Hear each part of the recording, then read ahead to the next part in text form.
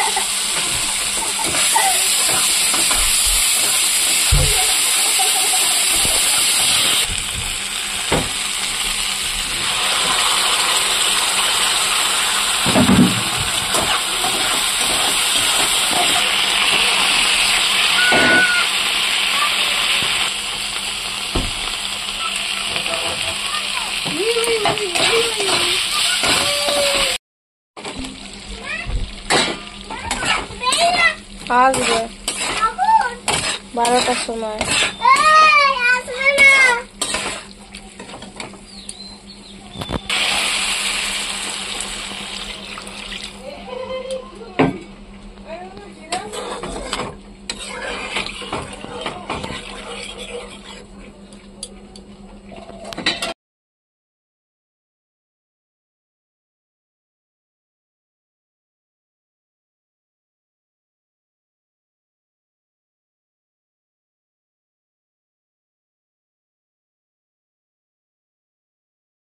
দেখো ডাল আমার সেদ্ধ হয়ে গেছে, আর এই লাউগুলোকে সব তুলে রেখেছি। এবার ডালটাকে ঘুটবো, ডাল ঘুটনি দিয়ে। দেখো ডাল ঘুটনি দিয়ে ঘুটে নিয়েছি ডালটাকে, যে দেখতে পারো ডালটা ঘুটে নিয়েছি।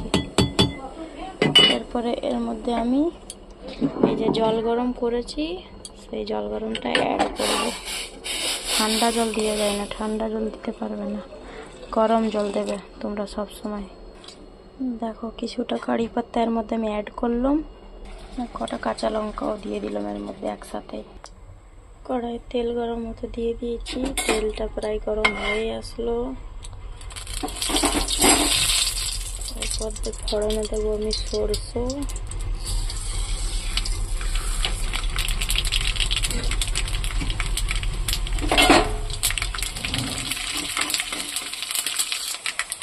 সরষেটা প্রায় মরতে আসলো, একটা কারি পাতা দেবো।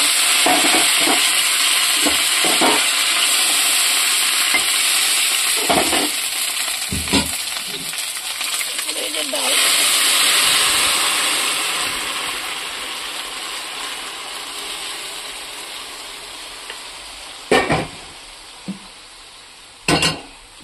তারপরে লাউগুলোকেও দিয়ে দেবো, লাউটাকেও দিয়ে দেবো।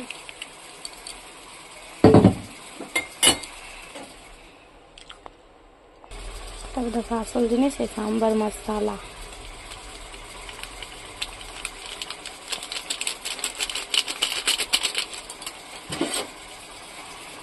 এরপরে এটা ফুটবে ভালো করে, ফুটুক।